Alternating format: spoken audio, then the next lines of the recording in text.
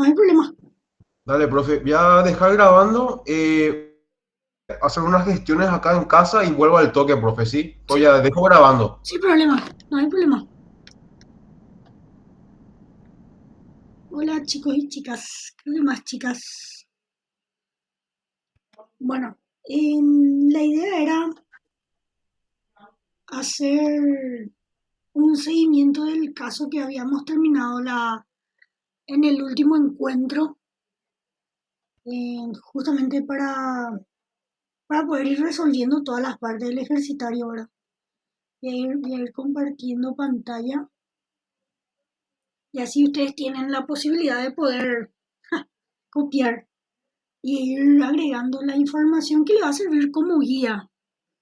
Si hay dudas, me escriben al chat o si no, prenden nomás micrófono para lo de las consultas. Bueno, nosotros habíamos culminado en la parte de diseño metodológico, las variables, la población muestra, tipo de muestreo, la confidencialidad y el análisis estadístico del primer caso. Pero algo que yo no les llegué a mostrar es justamente el primer apartado, ¿sí? O sea, ¿cuál sería el tema? ¿Cuál sería el título? La pregunta bien redactada, el objetivo general y los objetivos específicos y algo que es súper importante, que yo le decía que sí se pueden redactar hipótesis en estudios descriptivos, pero para eso, como le había dicho anteriormente, era importante que se puedan justamente, 2 segundos, eh, fueron 2 segundos, ahí se ve mejor, ahí se ve mejor. Era justamente importante el tema de la forma en que se recolectaban los datos y así también el tamaño de la muestra ahora. O sea, para poder hacer contraste de hipótesis, esos apartados son importantes.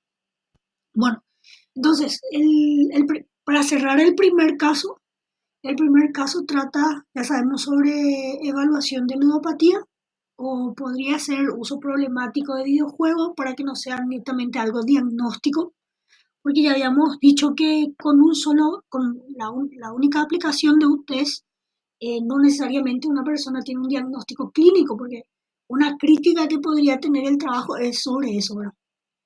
De cualquier forma, o sea, la idea central es sobre ludopatía, pero justamente para un diagnóstico se recomendarían más evaluaciones, contrastar con entrevistas y complementar justamente con entrevistas familiares al paciente o al usuario, ¿verdad?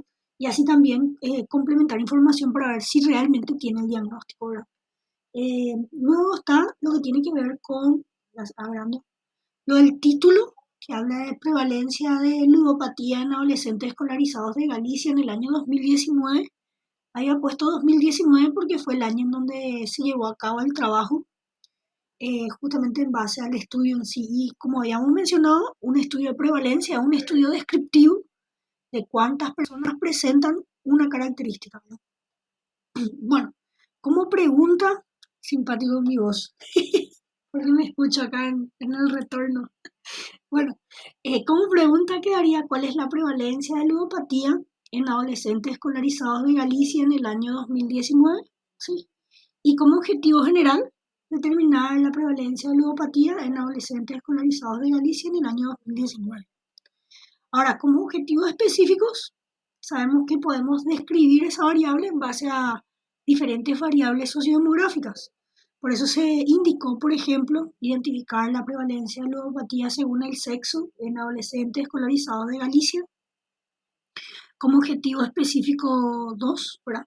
Caracterizar la prevalencia de ludopatía según etapa evolutiva del adolescente escolarizado de Galicia, ya que la adolescencia tiene diferentes etapas, se podría describir justamente que, en qué grupo se encuentra con mayor problemática en el uso de videojuegos, ¿verdad? Eh, y el tercero, que describe el nivel de juego patológico en adolescentes escolarizados de Galicia. Este, este objetivo, ¿verdad? Indicaría justamente una evaluación general de los niveles, porque había 3 niveles: jugador sin riesgo, jugador, o sea, jugador sin problema de juego sería jugador en riesgo y jugador con problemas relacionados al juego, que eran las categorías de la variable en sí según la corrección del test. Entonces, en base a eso se podría llegar a describir, ¿verdad? Incluso si quieren crear más objetivos, se podrían describir según eh, el grado en que se encuentra, grado o curso académico en que se encuentran los adolescentes, que podría ser una cuarta variable, un cuarto objetivo específico, ¿verdad? Entonces, de algún modo tiene esa variante que mi idea era poder repasar relacionado a lo que era la primera etapa, ¿verdad? Ahora, algo que es nuevo, que generalmente es súper importante tener en cuenta, el estudio se aplicó un muestreo probabilístico eh, y también se alcanzó el tamaño de la muestra requerida, ¿verdad? Esos dos indicadores nos dan la pauta de que podría redactarse hipótesis en estudios descriptivos, porque ayudaría a contrastar la hipótesis en base a cuál es el porcentaje de personas que podría tener ludopatía o problemas con el juego en los adolescentes, ¿verdad? Entonces, ya que se tienen esos criterios o esos puntos importantes, se podría agregar estas hipótesis, ¿verdad? O sea, uno puede, en base a los antecedentes, tener una idea de cuál es la prevalencia, ¿verdad?, de ludopatía en adolescentes y puede ser que ese sea su parámetro, ¿verdad?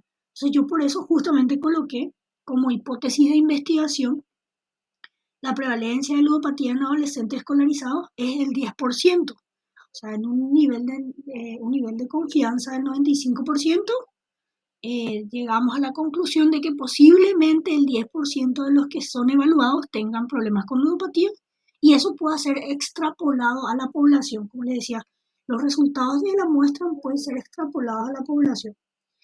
Eh, Obviamente como hipótesis nula sería que no existe ese porcentaje, ¿verdad?, de ludopatía en los adolescentes escolarizados, eh, mientras que una hipótesis alternativa podría ser superior al valor del parámetro, que puede ser superior al 10%, o inferior al 10% que ustedes pueden decidir qué colocar, ¿verdad?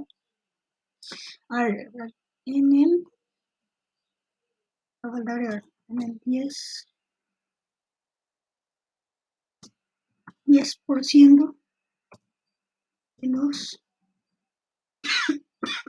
de los adolescentes escolarizados de Galicia. Ahí está. Eh, ok, entonces, ¿de dónde sale el valor del 10%? O sea, ¿cuál es? ¿Cómo yo sé que probablemente podría tener el 10% de ludopatía? O sea, esa información podría salir del marco teórico o de los antecedentes con estudios similares a este, ¿verdad? Entonces, de algún modo era como para tener en cuenta esos aspectos dentro del estudio en sí. Bueno, no sé si hay, o sea, como para poder cerrar el caso uno, no sé si hay alguna consulta, duda, y si no hay, puedo pasar al caso 2.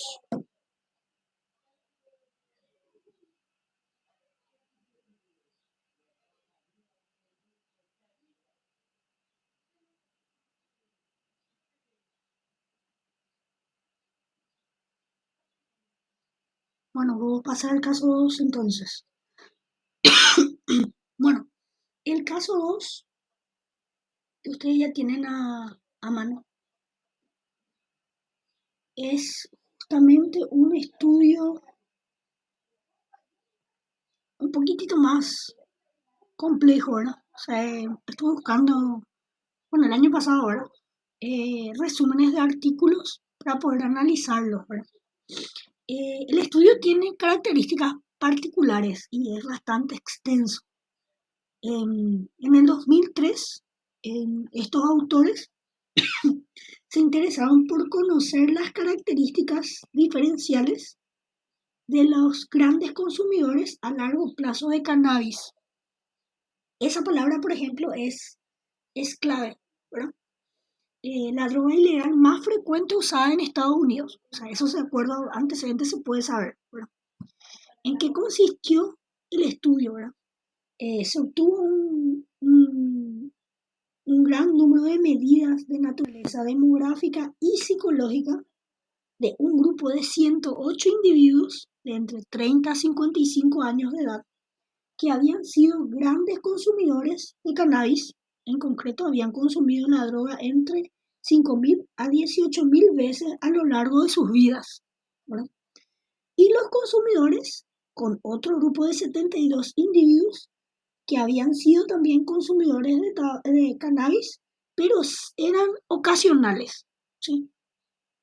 En concreto, habían consumido en un promedio entre 1 a 50 veces a lo largo de sus vidas. O sea, aparte de consultar de quienes eran consumidores de cannabis, evaluaron la frecuencia del consumo a lo largo de la vida, ¿verdad?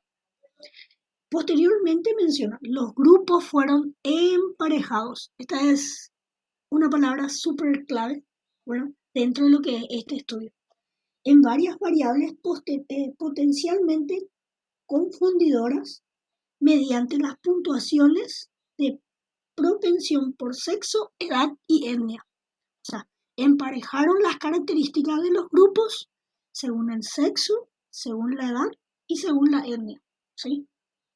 Ya sabemos que es una técnica de control de variables extrañas y en este caso está relacionado con cómo seleccionaron los casos, ¿sí?, que tuvieron como resultado, ¿verdad? No se encontraron diferencias significativas entre los grupos con un nivel de ingreso económico y educación de sus familias de origen. Sin embargo, después de ajustar un gran número de potenciales variables confundidoras, se encontraron diferencias entre grupos en las mismas variables de casos y controles. En concreto, los participantes en el grupo de grandes consumidores de cannabis reportaron más bajo nivel educativo alcanzado, o sea, significativa diferencia, y menos ingresos económicos, significativa la diferencia, ¿verdad?, que los consumidores ocasionales de cannabis. O sea, da hincapié de que existían variables sociodemográficas y, como menciona, psicológicas también, que compararon entre los consumidores, vamos a decir, grandes consumidores y los consumidores ocasionales. Lo que sí se encontró que había diferencia es según el nivel alcanzado académicamente y según el ingreso económico. Bueno, finalmente, ¿verdad?, la valoración subjetiva del grupo de casos de los efectos del cannabis sobre su cognición, memoria y vida social, profesión y salud física y mental fue muy significativa. O sea, se compararon variables psicológicas también. El trabajo fue bastante extenso de lo que se hizo, ¿verdad? También el grupo de casos reportó más bajos niveles de satisfacción que el grupo de controles en varias medidas de calidad de vida. Perdón. Entonces, hay variables psicológicas y hay variables sociodemográficas que se comparó entre un grupo de casos y de controles, ¿verdad? El grupo de casos son los consumidores, o sea, los grandes consumidores de cannabis, y el control son los que consumían de manera ocasional, ¿sí? La pregunta sería, ahora vamos a ir a, primero, ¿cuáles son las variables del estudio, ¿verdad?, como principal? Yo coloqué algunas y ya empezar a desmarcar esto que está resuelto, justamente para poder analizar el caso, ¿verdad?, que voy a poner en texto automático. Bueno, el consumo de cannabis, que tiene que ver con la característica del grupo, ¿verdad? En este caso es cualitativa dicotómica, ¿verdad? Y es la variable dependiente, ¿verdad? Porque quieren asociar algunas variables sociodemográficas y psicológicas relacionadas con quienes consumen, ¿verdad? Comparando entre los grupos de consumidores ocasionales y los grandes consumidores. La variable sociodemográfica encontramos sexo, edad, etnia, ingreso económico y educación familiar.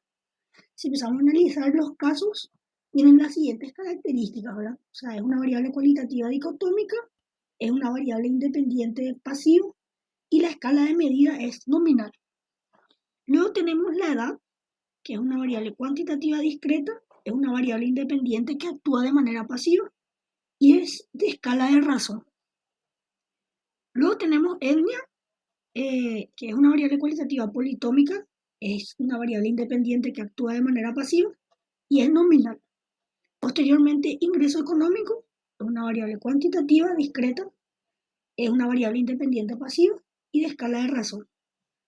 La edad, educación familiar, mejor dicho, es una variable cualitativa politómica, una variable independiente pasiva que, según, ya que hay jerarquías, es una variable de escala ordinal, ¿verdad? Esas son las variables sociodemográficas que se compararon según el tipo de consumo y que en algunas de ellas se encontraron diferencias significativas, ¿verdad? Luego tenemos otras variables psicológicas, que son bastantes. La primera, valoración subjetiva de la memoria, valoración subjetiva de la cognición, valoración subjetiva de la salud física, de la salud mental, la valoración subjetiva de la profesión, la valoración subjetiva de la vida social, calidad de vida, satisfacción con la vida y satisfacción con el trabajo. Todas esas variables son variables cualitativas politómicas, porque hay diferentes niveles, y que actúan como variable independiente pasiva y de escala ordinal, ¿sí? Eh, Casi todos son, sí, politómica, politómica, politómica, politómica, sí, sí. Entonces casi todos comparten esa característica de cómo se midió esa variable, ¿verdad?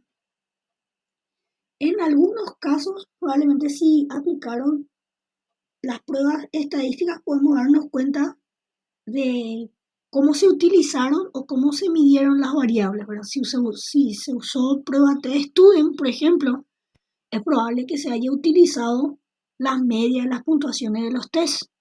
En cambio, si se usan niveles o la presencia o ausencia de la variable, quiere decir que comparando con el tipo de consumo, los consumidores ocasionales o los consumidores, los grandes consumidores de cannabis, es probable que se haya aplicado una prueba estadística de comparación de variables cualitativas. Sería una prueba estadística que se llama chi cuadrado, ¿verdad? Que generalmente se suele utilizar para este tipo de estudio, ¿verdad? Entonces, ya tenemos cuáles son las variables que se utilizaron y también tenemos la escala de medida de todas las variables, porque son bastantes. El artículo original, ustedes si buscan van a poder encontrar y sin problema prácticamente se sintetizó el resumen del trabajo hecho. Bueno, ¿qué enfoque de investigación es? Categóricamente es un enfoque cuantitativo porque pretende comparar estadísticamente dos grupos en base a diferentes variables, algunas sociodemográficas y otras psicológicas, ¿verdad? Entonces, voy a desmarcar este. ¿Qué tipo de diseño es?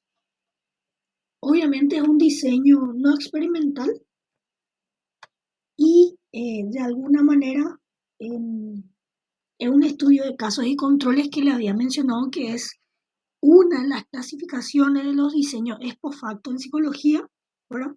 En donde se compara un grupo que tiene una característica particular y los controles que carecen de esa característica. En este caso, tiene que ver con el consumo de cannabis. Los grandes consumidores, que son los casos, y los controles, que son los consumidores ocasionales, ¿verdad? Según el objetivo o nivel o alcance de la investigación, el diseño es correlacional, ¿verdad? Porque hay comparaciones entre los grupos en base a las variables independientes pasivas. Esas variables son sociodemográficas y algunas variables psicológicas, ¿verdad? Según el tipo de medición, las variables se hicieron la medición de manera transversal, pero en este caso, como les mencioné la última vez que nos encontramos, este caso sí tiene direccionalidad por la medida de la evaluación de las variables independientes. Bueno, al ser un estudio de casos y controles, el, la medida de la evaluación de las variables independientes en algunas ocasiones son retrospectivas, ¿sí? Van a notar que es retrospectivo. Bueno, al ser retrospectivo, quiere decir que las variables ya ocurrieron en el pasado y son características que ellos van a ir comparando con la presencia del consumo excesivo o el consumo ocasional del cannabis. ¿Cuál es la población de estudio? La población de estudio es, unos segundos, son 108 consumidores de cannabis que son los casos, ¿verdad? Con, eh, con la comparación de los, le muestro acá arriba, de los controles, ¿sí? Acá habla de 108 individuos, ¿verdad?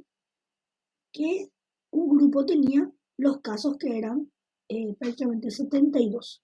Entonces, como para tener en cuenta esos puntos también, ¿sí? Eh, la muestra de estudio, se hace esa aclaración, ¿verdad? 72 personas consumidoras de cannabis de manera ocasional y 36 consumidoras de cannabis de manera, ¿cómo se dice? Grandes consumidores, frecuente, o sea, consumo frecuente de cannabis. El muestreo empleado, ya que vimos que se emparejó, que es súper importante cómo se emparejaron los grupos, ¿verdad? En este caso no menciona que se haya hecho la selección aleatoria de los casos porque tenían que tener el criterio del consumo, el tipo de consumo para formar parte de la muestra, ¿sí?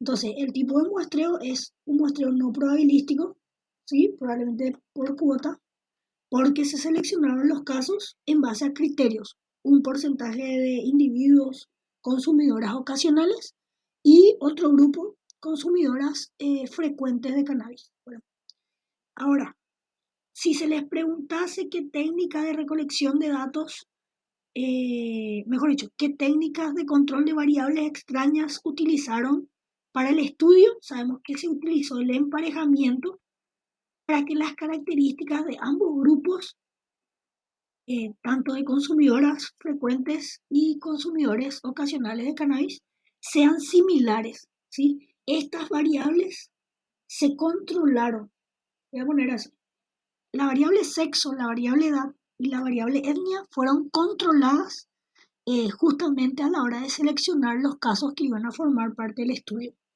Entonces, de algún modo, esos puntos son importantes tener en cuenta a la hora de poder analizar el caso, ¿verdad? O sea, es una, una ventaja en base a los resultados que se pueden obtener. Eh, bueno, ¿qué criterios éticos hay que tener en cuenta? Bueno, eso yo ya sé que sabemos todos y es un repaso así medio general.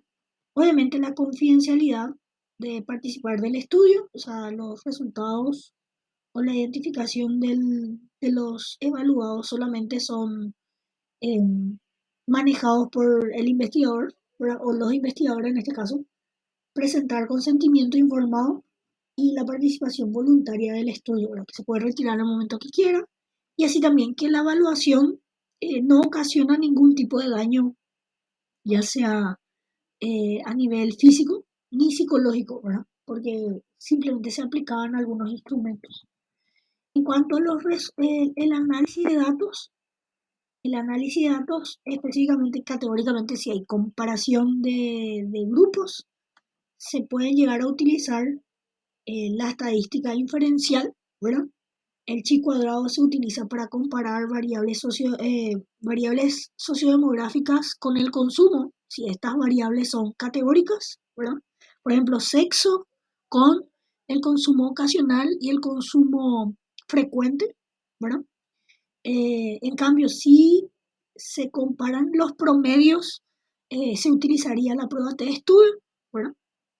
Y si se comparasen las medianas cuando la distribución normal no se cumple en las variables cuantitativas, se utilizaría Udemand-Winding, ¿verdad?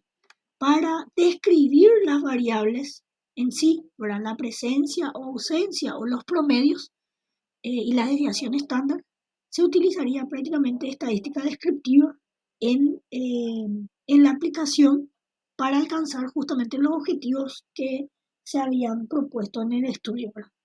Entonces, como primera parte, algo que vimos primero es justamente identificar las variables, qué tipo de diseño es, también, por ejemplo, cómo se recolectaron los datos, qué tipo de muestreo se utilizó, qué análisis son propuestos según los resultados, ¿verdad? Que se expone dentro del caso en particular. Entonces podríamos ver la primera parte cómo quedaría, ¿verdad? Porque en realidad es bastante grande este trabajo que se realizó. Este es un tema. El tema podría resumirse en consumo de cannabis, variables psicológicas y sociodemográficas, porque se compararon bastante, ¿verdad?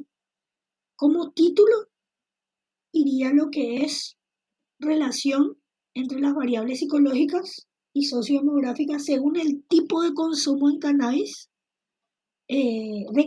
en adultos de Virginia en el año 2022. O sea, el trabajo se realizó en el 2002, perdón, ¿verdad?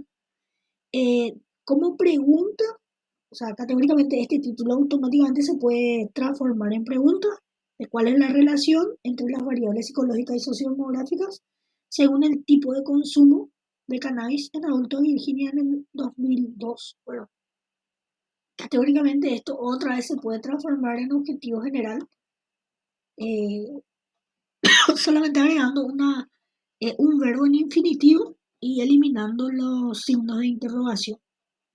Eh, En este caso quedaría como determinar la relación entre las variables psicológicas y sociodemográficas según el tipo de consumo de cannabis en adultos de Virginia en el 2002.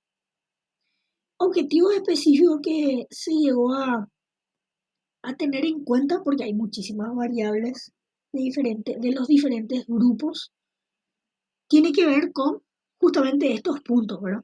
Identificar el nivel educativo según el tipo de consumo, comparar el nivel educativo, ¿verdad? Que vimos que sí hay diferencias significativas según el tipo de consumo de cannabis en adultos, establecer diferencia en el ingreso económico según el tipo de consumo de cannabis en adultos, establecer la relación entre la satisfacción con la vida, satisfacción con el trabajo, calidad de vida según el tipo de consumo en adultos y comparar el nivel de valoración subjetiva de la cognición, memoria, vida social, profesión, salud física y mental, según el tipo de consumo en, me faltó, adultos, ¿verdad? Para tener en cuenta. Porque todo eso se realizó en este caso particular, ¿verdad? Obviamente las hipótesis solamente se van a sintetizar eh, teniendo en cuenta el objetivo general del estudio y algo que hay que tener en cuenta es si el objetivo y el título están redactados a dos colas, o sea, sin direccionalidad, las hipótesis deben estar redactadas de ese modo también. Ahora, si el título y el objetivo general están direccionados a mayor o menor presencia de variables en un grupo, ¿verdad? Ahí sí la redacción de la hipótesis sería a una sola cola, ¿verdad? En este caso quedó de la siguiente forma como para que se pueda tener en cuenta, ¿verdad? No existe relación entre las variables psicológicas y sociodemográficas según el consumo de cannabis en adultos en Virginia en 2002, porque, como les decía, la redacción de la pregunta, el título y el objetivo general están hechos a dos colas, teniendo en cuenta si hay diferencia entre los grupos, si hay relación entre las variables, solamente de ese modo. Después, como hipótesis de investigación, sería existe relación entre las variables psicológicas y sociodemográficas según el tipo de consumo de cannabis en Virginia en 2002.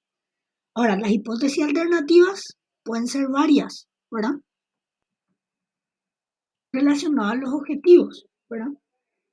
Por ejemplo, eh, los individuos con nivel socioeconómico bajo presentan mayor consumo de cannabis, ¿sí? Por ejemplo, eso es direccionado teniendo en cuenta este objetivo. Posteriormente, respecto a satisfacción con la vida, satisfacción con el trabajo, calidad de vida, también podría hacerse solamente a una sola cola, o sea, indicando que eh, hay menor satisfacción con la vida, satisfacción con el trabajo y la calidad de vida en consumidores frecuentes de cannabis. Sí, eso es una hipótesis unilateral porque direcciona relacionada a la presencia de la variable en uno de los grupos.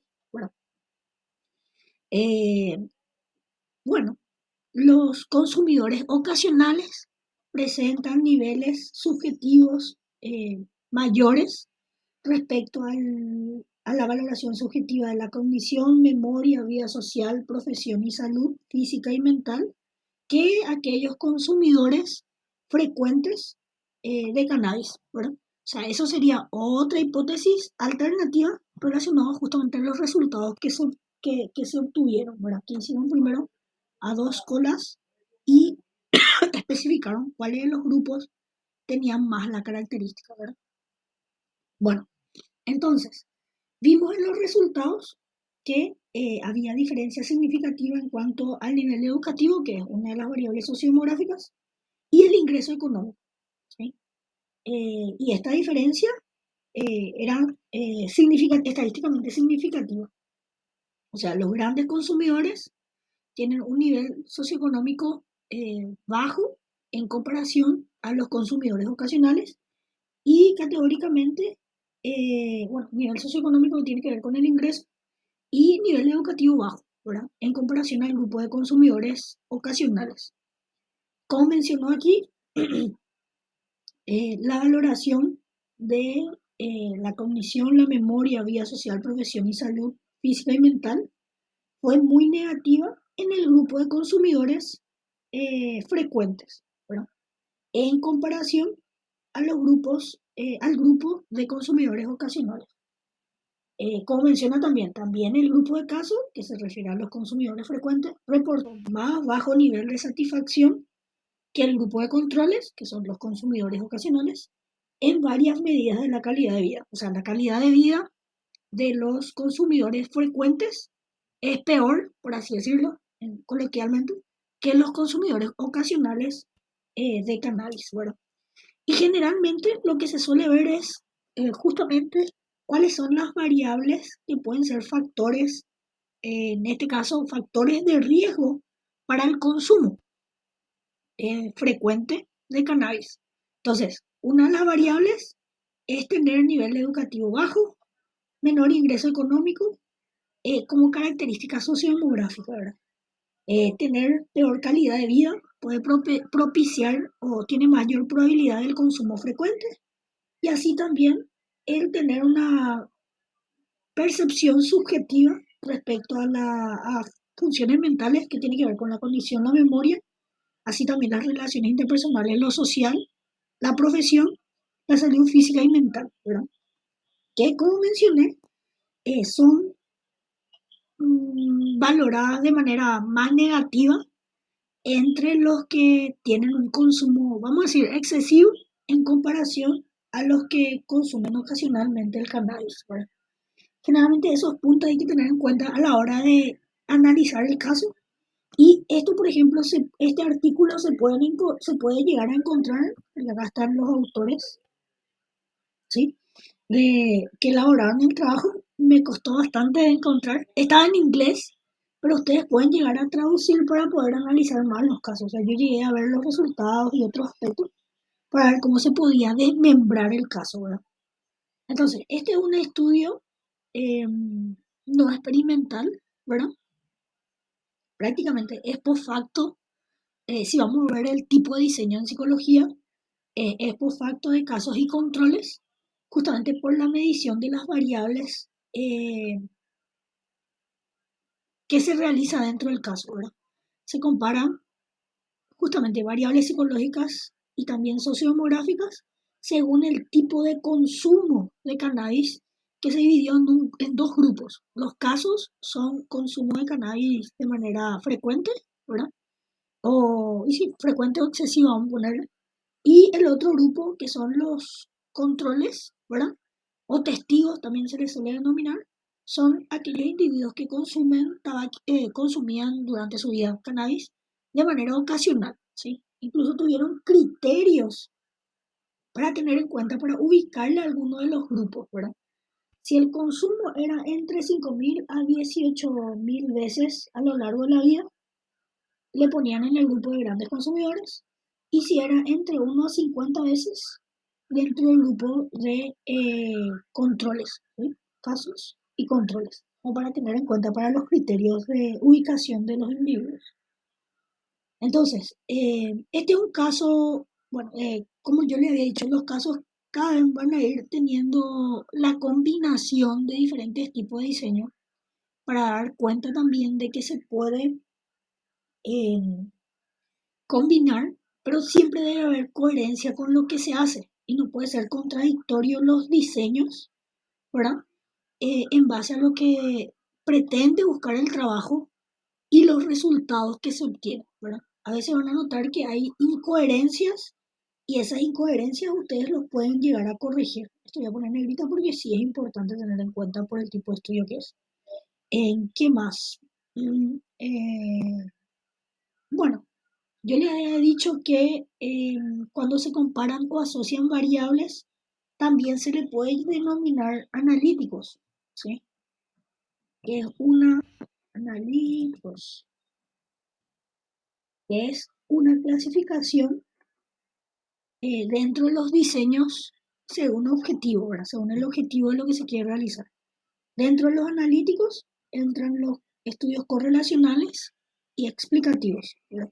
Como para tener en cuenta. En salud se denomina analítico, dentro de ciencias sociales se denomina correlacional, como para tener en cuenta, ¿verdad? Eh, ¿Qué más otra cosa es importante? Mm, bueno, creo que por el momento dije todo y es lo más resaltante del caso, ¿verdad? A ver qué más. A ver, a ver.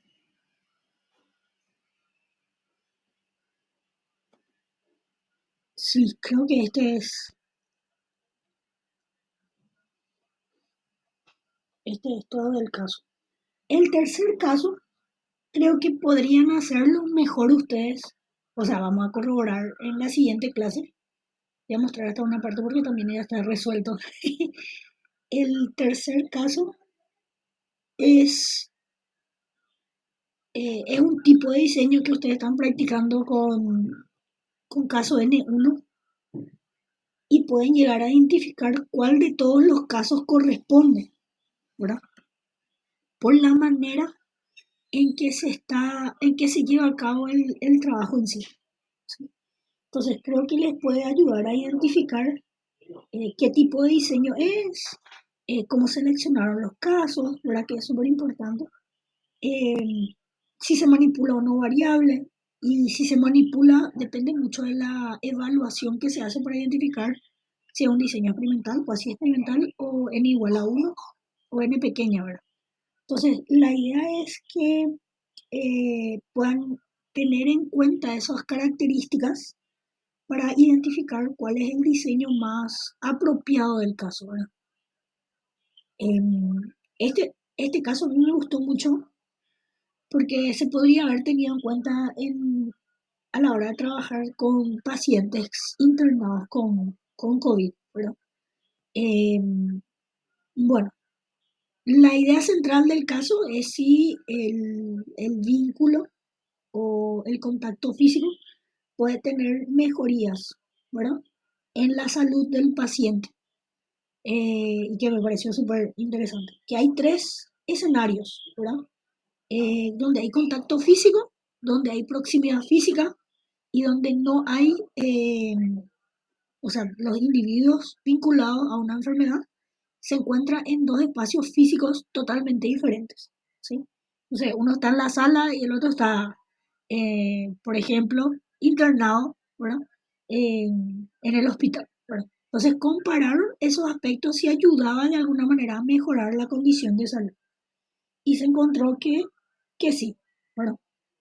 Entonces el estudio es súper bueno y ayuda a comprender también, como menciona aquí, lo que es el dolor, ¿verdad?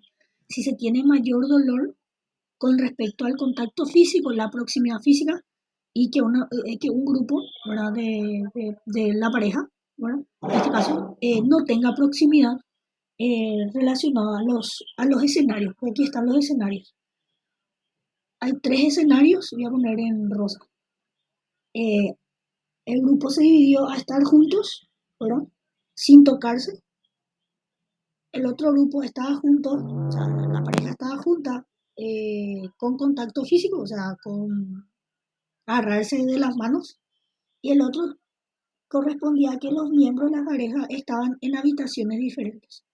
Compararon aspectos que tienen que ver, como por ejemplo la sincronización de la frecuencia cardíaca, o sea, la frecuencia cardíaca, la respiración y el dolor, ¿verdad?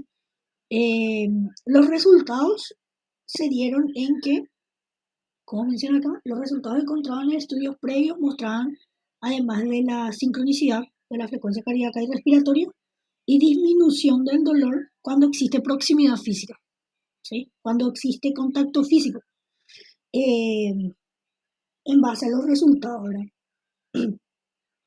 Y menciona aquí los resultados encontrados en este estudio, en consonancia con las investigaciones anteriores, fueron que al estar en presencia de la pareja, que es el escenario A, se generaba una sincronización en las ondas cerebrales, la frecuencia cardíaca y respiratoria.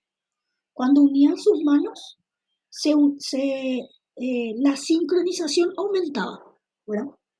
Que tiene que ver con el escenario. Sin embargo, esta sincronización desaparecía cuando estaban en habitaciones diferentes, que es el escenario C, ¿no? Importante de la conclusión, como menciona acá del investigador principal, ¿verdad? En la sociedad actual cada vez recurrimos a menos interacciones físicas con otras personas, pero estas investigaciones proponen evidencia en la importancia del contacto físico, ya que somos seres sociales por naturaleza ahora, para la comunicación e incluso el alivio del dolor, ¿sí? Entonces puede tener un efecto positivo en la salud el tener contacto físico, en otras palabras. Entonces, como para tener en cuenta dentro de este caso, este es el caso 2 y me gustaría saber cómo lo resuelven, ¿verdad? Principalmente cómo lo llegan a resolver, que se me... Ahí está. ¿Cómo lo llegan a resolver? Porque sí es bastante interesante relacionado al vínculo que existe en la pareja, ¿verdad? Y cómo puede llegar a tener su repercusión en la salud. O sea, por eso a mí me pareció muy interesante cuando encontré este artículo, porque dije, bueno, este sí tengo que practicar con los chicos para que se puedan entender de que el vínculo y el contacto físico, por así decirlo, o la proximidad, puede ayudar a que la gente mejore su salud, que era una condición muy importante durante lo que era la internación de los pacientes con COVID, ¿verdad? Generalmente por eso. Em, bueno, no sé si tienen preguntas, dudas existenciales.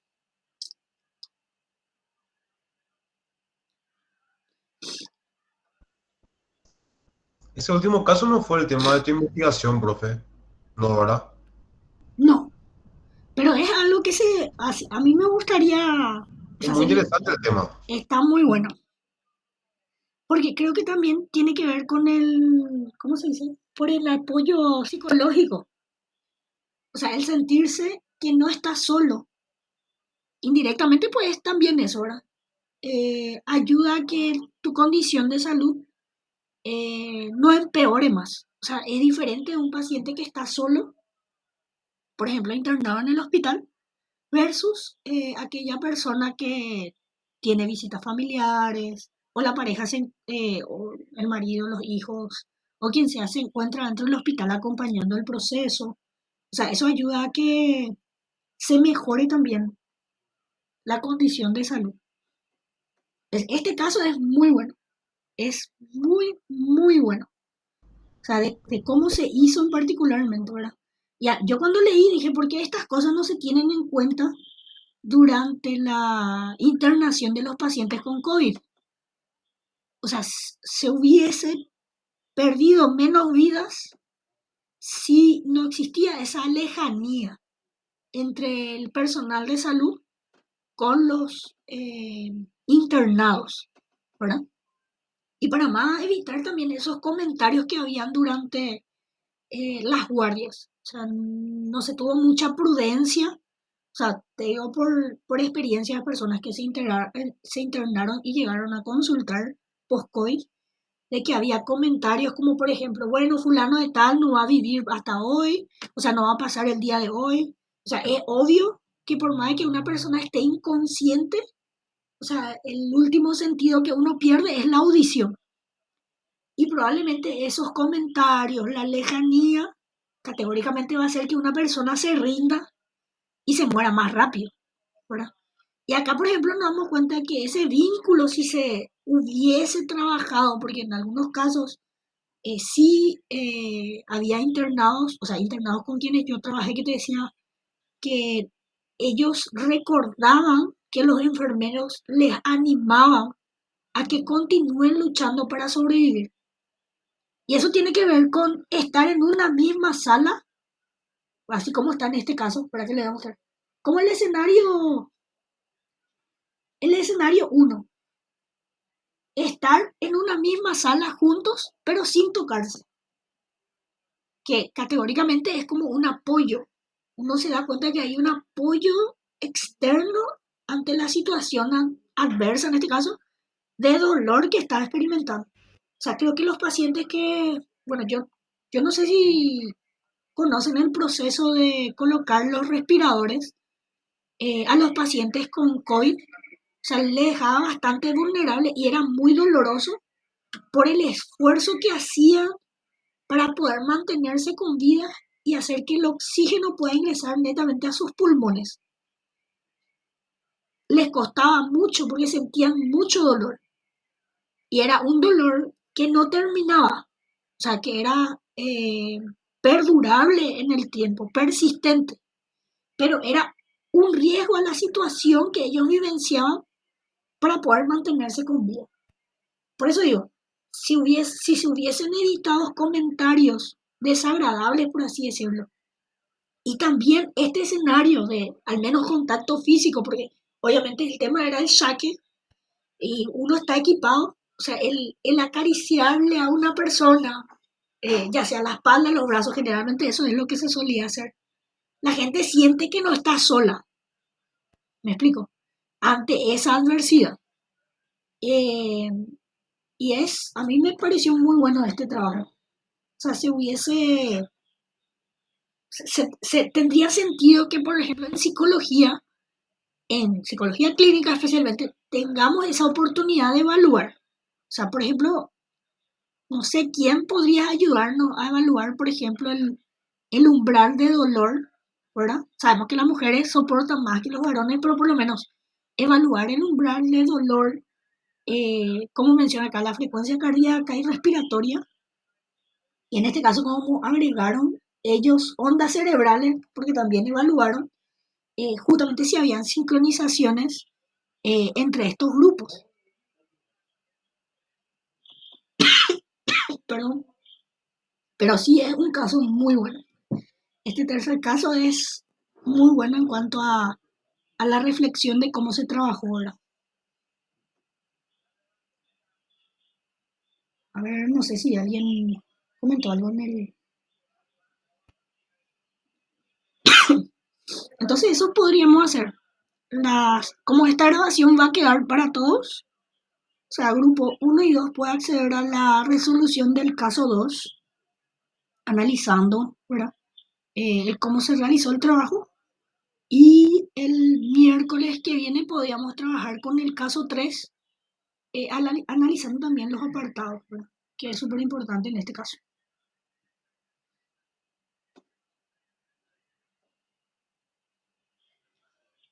Dale, profe. No hay problema. Bueno, entonces, como ustedes ya tienen, los casos o sea, pueden analizar y vamos a corregir con los grupos del miércoles, este miércoles y el próximo. ¿Está bien? Dale, profe. Les Dale, profe. agradezco. Está bien, profe. Cuídense mucho. Gracias Dale. por el aguante de siempre. Nos Vos vemos. también, profe, que te recuperes y que reposes un poquito.